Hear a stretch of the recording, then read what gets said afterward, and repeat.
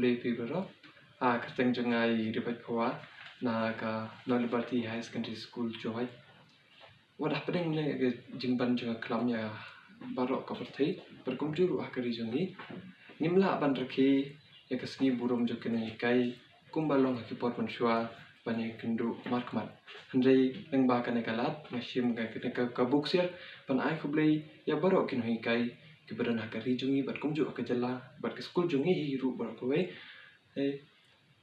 ha kane kasni ai khublei ke pangki kane kasni kalong kum kasni ban kitmau ba kinoi kai kilong kum kinong shakri amba kitre ya ka handai ki shakri ya ka kari barok kowe hadin jika jingban jo kane klam kini ke arsna mensua nisem ba ka rukom hikai kalong katko shibun kum hakipor ko mensua kinong hikai kimat shibun kiding pit kyang kumno ban wanra ke jing skang thu ya ban yo ai jing hikai ya ki khynnah skul hagur kom pade ki tremet ban mensem singi bat sinya ban penbiang ban penbit ya ki khynnah skul watla ni ki kum ki khynnah skul ngim yo lat ban ya kendu iki markmat man lakasni handrei kajing kajing burom bat kajing shenya jung ye kinu hikai ingai scam makin nang siap hamal la iwei pa iwei khynnah skul ya hakari jung tak da kini kikinten ngakit pok tuyan ye kinu hikai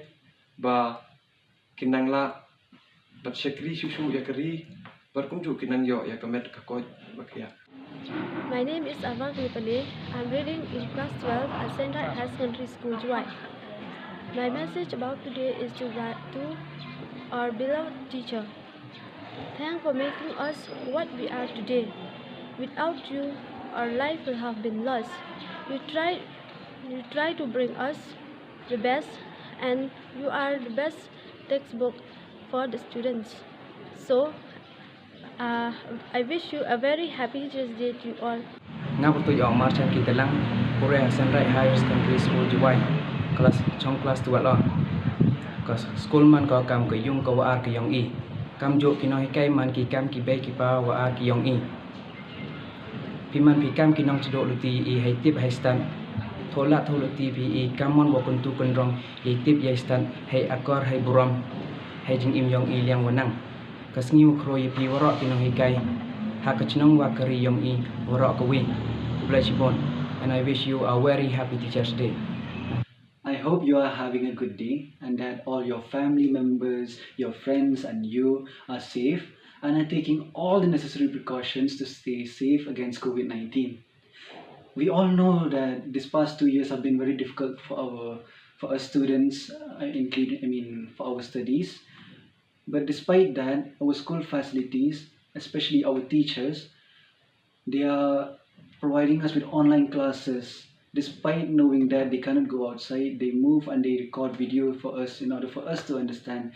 They are trying their very best to make us students understand even through video, which is not like a physical classroom, but you know it's very helpful than doing nothing. Thank you very much for encouraging us, and we thank you very much who we all know that it's difficult in these days to help us study, that even that you are helping us. And we are very grateful for having teachers like you who keep on helping us.